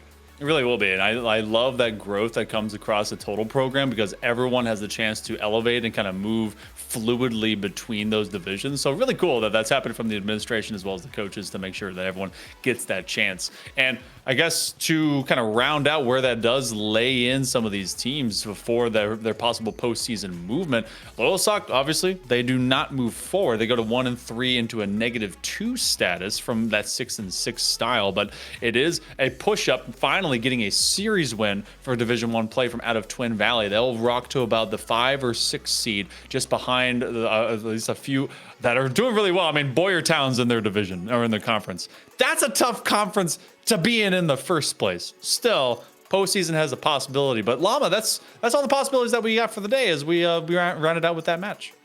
Yeah, unfortunately, the end of Rocket League for today is our 2 games on the mainstream, and with a couple of Twin Valley victories. The good news is the action for the week is not done. I know we've got some Night Owl streams all throughout the week. Tonight is Waynesburg Valorant, so tune in around 8 p.m. Eastern Standard Time. They're going to have streams from Stream 1 to Stream 3. They've got action throughout all the week. And then, of course, we've got more PIEA as well. Tomorrow, if you love Valorant, well, tomorrow is Valorant Day on Wednesday. And then our 2 brand new titles with Fortnite and Marvel Rivals on Thursday as well. Monkey Man, that's going to be a ton of fun, to say the least. It really will be. I actually get to do some of the PIEA Valorant action tomorrow, so make sure to tune in. There's PIEA_, choose a 01, a 02, a 03, and of course, right here on the Esport Company channel. You can be able to find it anywhere. And also, shout out over to Nick for putting our faces in your spaces. And Llama, always great to be back in the booth with you, man.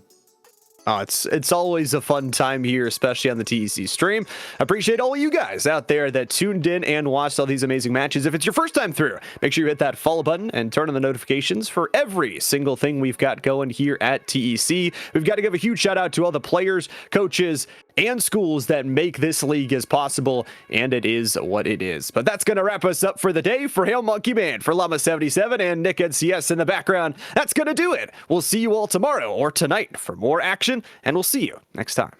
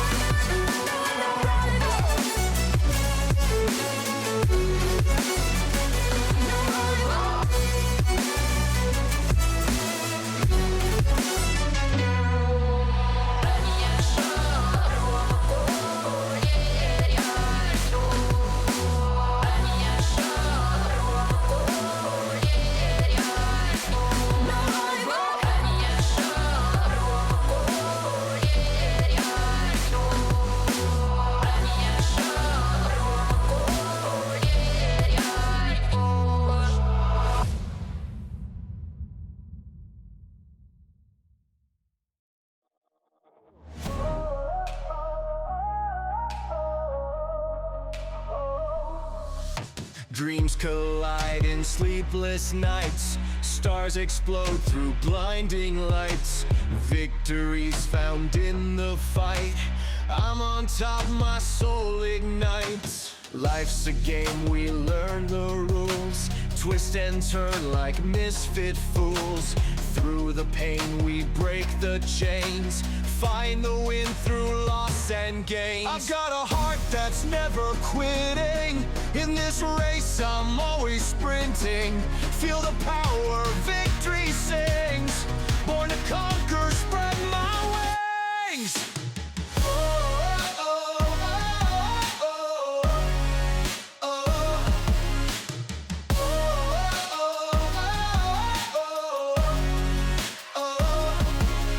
Castles built on hope's foundation. Rivers run with pure elation. Through the storm I'll find my way. Triumph shines like break of day. Tides may turn but I remain. Steady, strong, won't yield to pain. In the end the truth will show. Strength and heart, the seeds we sow. I've got a heart that's never quitting. In this race I'm always sprinting. Feel the power, victory sings. Born to conquer, spread my wings.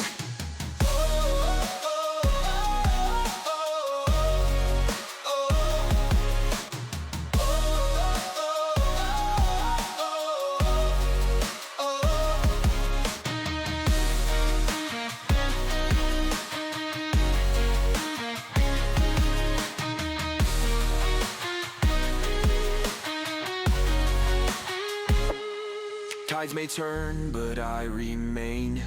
Steady, strong, won't yield to pain. In the end, the truth will show. Strength and heart, the seeds we sow. I've got a heart that's never quitting. In this race, I'm always sprinting. Feel the power, victory sings. Born to conquer, spread my wings.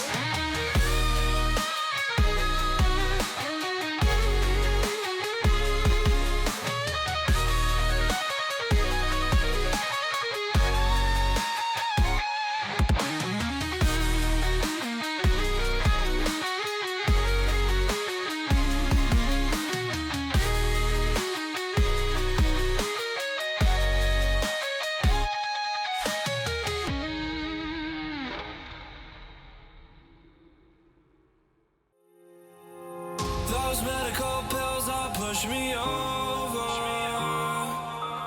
I kill my fill 3 times a day. These ethanol fumes won't make me sober. One flame to take the pain away. I caught you lighting matches in the back room. Haters look mad when they pass you. Let's talk about around when it's past due. Reach a glass, do know. You don't gotta fight alone.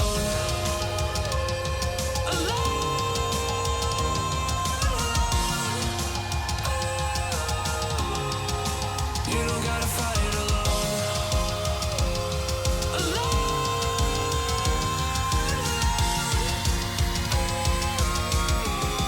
Don't be so personal. Take me out of the road.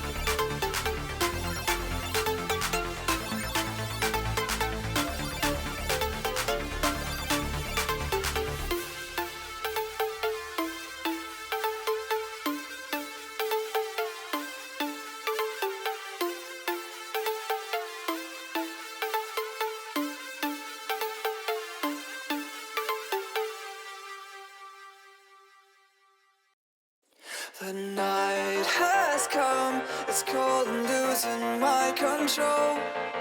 Your light is gone, and lonely darkness fill my soul. I wish that you could save me from my isolation. It's way too complicated. Let's stop this conversation. Let's stop this conversation. We got no relation.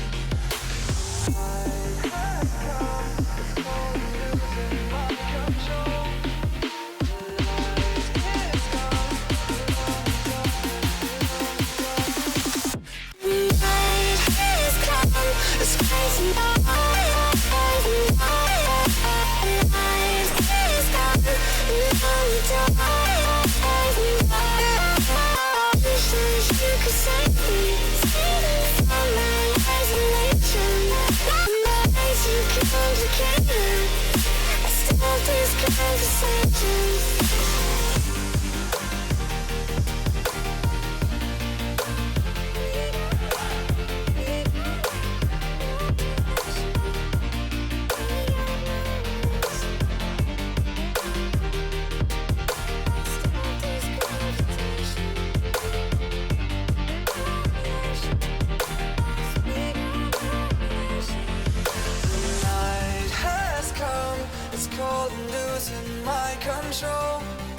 Your light is gone, and lonely darkness fill my soul. I wish that you could save me from my isolation. It's way too complicated. Let's stop this conversation. Let's stop this conversation. We got no relation.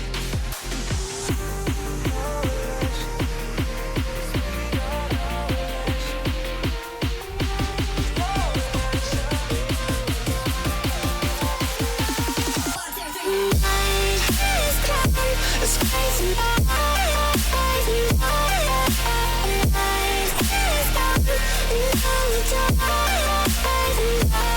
And it goes like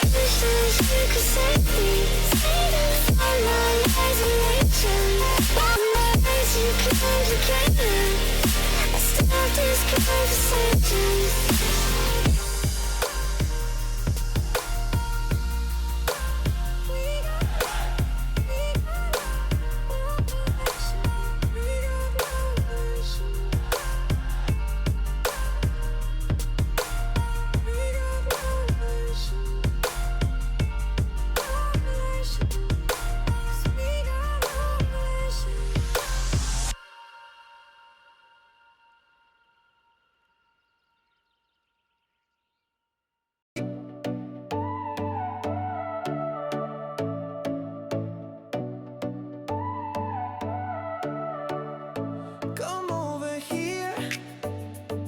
I see it in your eyes, I feel it in the air.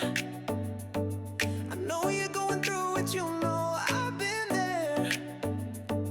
But life is like a highway, it ain't always fair. It's how you persevere, chasing the wind. Gotta love it while you can.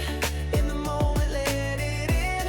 No holding back, can't pretend. Chasing the wind. Gotta love it while you can. In the moment, let it in. No holding back, can't pretend. Look at you now. You finally did it, finally made your mama proud. Yeah, they doubted, but the fire never drowned. Your haters in the crowd, all eyes on you now.